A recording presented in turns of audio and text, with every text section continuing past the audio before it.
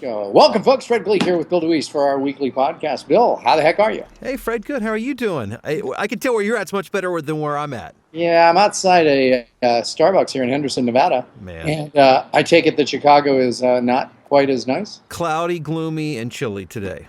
Well, hey, you've had your 1 month of summer. Get We over did. it.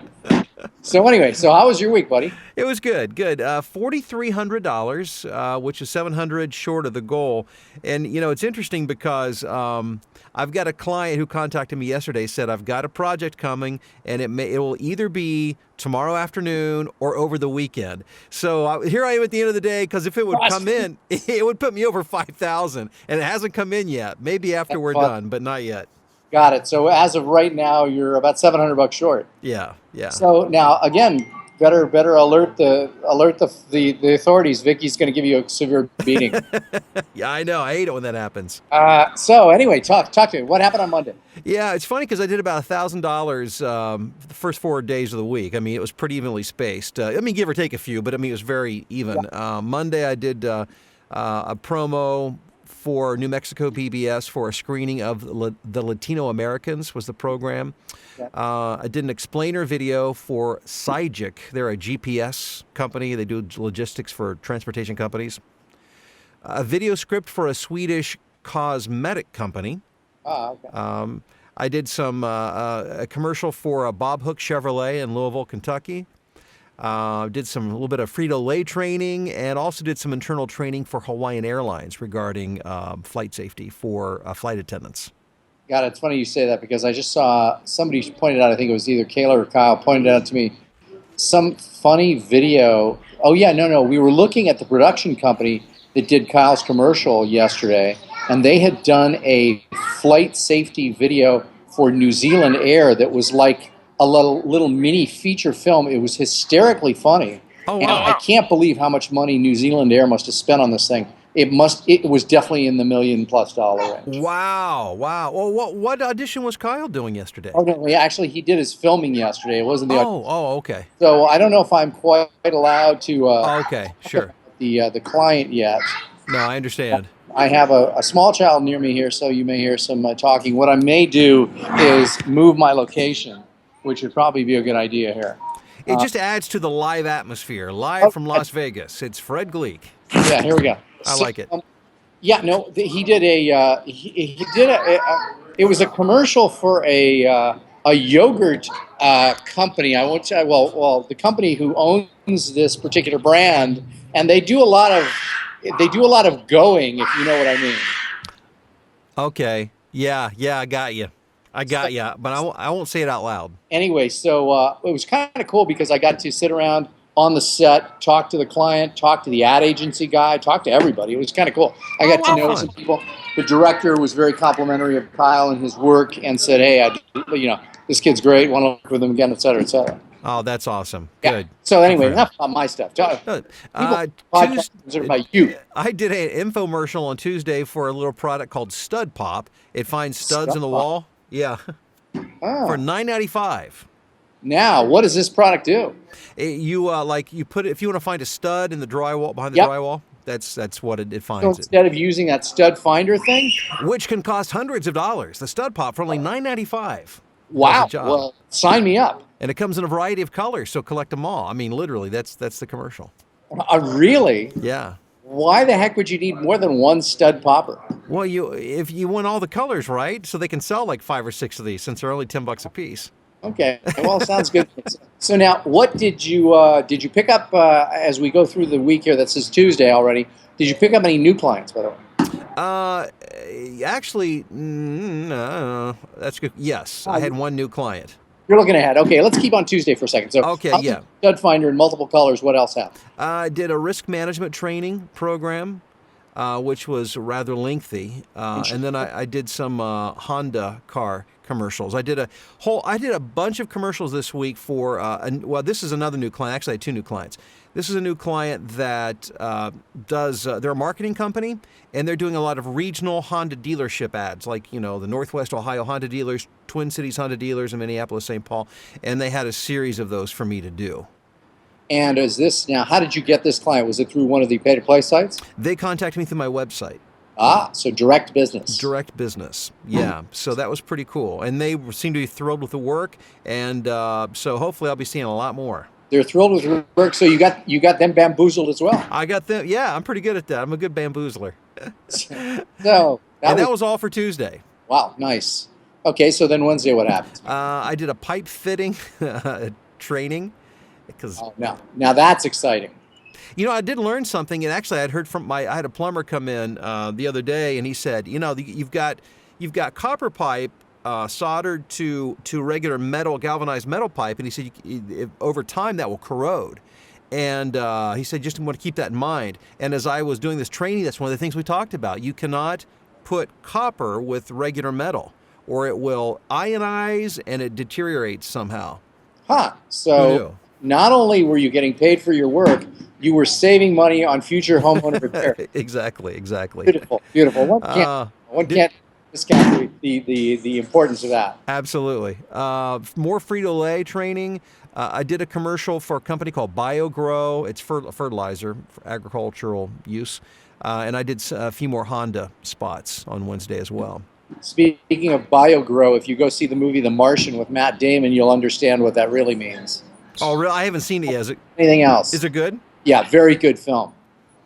I did see Black Mass. Yeah, very good film. With Johnny Depp. You'll like it. So now in this, that was the end of Wednesday, correct? That was the end of Wednesday. Okay, yes. So let's move on to Thursday, and then we can talk more philosophical stuff. Yesterday, I had two Skype recording sessions back to back to start my day. The first with a Swedish client, and it looks like it's pronounced Wexiodisc, but it's pronounced Växjödisk. It was Swedish. They told me I'd make a good Viking, by the way, but at the end of the session. Good. Commercial dishwashers. And then I did a YouTube commercial or internet commercial for Kitchen Road Dairy Creamer, coffee creamer type stuff. Okay. It was a very storytelling. Let me interrupt you on the Skype session. So for those people who are listening, trying to figure this out, what was the purpose of Skyping? Was it to give you direction? Yes, exactly. It's they can hear me, at high quality, so they can really hear what's going on, and they just direct over Skype. Got it. So in other words, now are they using the Skype audio feed to actually capture the audio? No. No. I do that. Recording it in the studio. They're just hearing the nuance of the presentation. Yes. And that take number 4 is the one we want. Exactly. And it's becoming a more popular way a lot of clients are using Skype now. As opposed to telephone. Yeah. Because you can hear so much better. And also, not only the hearing, I imagine you can see the person, and even though you're talking about voice, does that have an impact? Not usually. They don't let me see them. The client doesn't want to be seen, I guess. But I always have my camera on, and we were laughing about it because I said I want to make sure that you know that I'm like a real voiceover talent in a real studio, and I'm not just some guy hanging out someplace. Right, and that they were sitting around because it's in Sweden. They were all naked. That's why. You know how those liberal movies are. No doubt. So after that, I still had several more projects to do. The use of environmental measuring tools for green procurement reporting. Again, something very exciting. Yeah, absolutely. And many a voiceover artist has to tolerate. And I did on hold recording for Alamo and National and Enterprise car rentals for airport use. Got it. And so, again, other than our little tidbit there talking about Skype and how people are using it these days, what else have you learned this week that we might want to share with our podcast/YouTube folks? I found out that I really enjoy today it was a slow voiceover day, and I kind of enjoyed it. It's kind of nice to have a little time. It's good to not be talking all the time. I found it allowed me to actually, I caught up and I had quite a few inquiries from prospective clients. I was able to do some correspondence and email, and I think one of the things I want to do for myself, a goal I have set, is to really I want to grow this, as you know. Yep. But I'm really focused on getting higher level paying clients so that I can do less work and get more pay. That's my goal, and that's my strategy. So on a day like this, I'm reminded of how nice it is not to be recording all day. Yeah, the other thing is either that or also, in addition to that, have a child that generates lots of money doing commercials. Be like you, yeah. that's part of my plan. It's not yet come to fruition, but it looks like it's going in that direction. It's brilliant. I love it. It's all me. And so, of course, I was trying to tell Kyle that I said part of the reason why you've been successful is a lot of the improv exercises I did with you when you were like 6 and 7 years old. Now, I'm claiming, some success. You need like a management fee. Mentioned in the first Oscar speech. That's my only demand. So tell me, what you like having a little bit of time. It's a good point, though. Now, do you find yourself protecting your voice when you're not working? Let's say, for example, you've been in the studio recording 7-8 hours. Now you go out to dinner with Vicky and the gang, and do you find yourself just keeping your mouth shut a lot? I really don't. I don't honestly. When I'm not working, I don't think about that. I'm not even consciously aware of. So you're not saying to yourself, "Oh, I got to project my voice." Yeah, not at all. Not at all. So that leads me to believe that you're doing something right in terms of how you're doing your voice work, because I've heard a lot of other voiceover artists talk about how they have to be very, very protective. It doesn't seem like you spend a whole lot of time thinking about that. I don't, and it's interesting because Christina Malizia, from Voiceover Character Success, and she's out there in LA as well, she was saying she just did a session for my recent Voiceover Narration Success Weekend, and she said that I'm very fortunate because without even knowing it, that I have very good form. And maybe it comes from all the broadcasting days that I do things properly. So I kind of lucked out in that regard. I guess I do it right. In the form, she was referring, of course, to the vocal as opposed to the physical form. Yes, my physical form's awful. My vocal is absolutely wonderful. Spot on. Yes, spot on. So that, because I think a lot of voiceover folks, I've heard this discussion before where they've said, oh, well, since I have a big recording session coming up tomorrow, I've got to really keep quiet and keep my mouth shut and not talk. Yeah, I've never thought about that. That has never crossed my mind. I wouldn't want to go yell and scream at a basketball game or something. I wouldn't do that.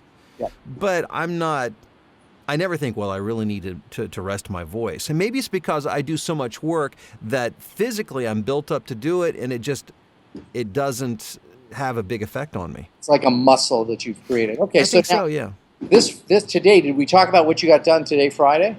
No, I just did a couple projects for Ericsson, the technology company, did some internal training, and another little training for a company called CBRE, which was PricewaterhouseCoopers. I think it was related to that, did some stuff for them. Got it. Well, it sounds like you had a pretty good week. Just fell a little bit short of the goal, but who knows how they come in after we talk. Yeah, when I open up my email after this, maybe that project will be waiting for me. We can still claim that $5,000 for this week. Well, we want to thank all the YouTube folks and the podcast folks for listening and or watching. And remember, if you're happy with us, make sure and give it a positive rating. Go to iTunes, give it a 5-star rating and a thumbs up. And I need to say something. Well, you just reminded me when you said YouTube. We have officially surpassed 10,000 subscribers. Beauty. Thank you, everyone. Yes, thank you to everyone. And please tell your friends, spread the word. And just thank you all for contributing to our being able to do this.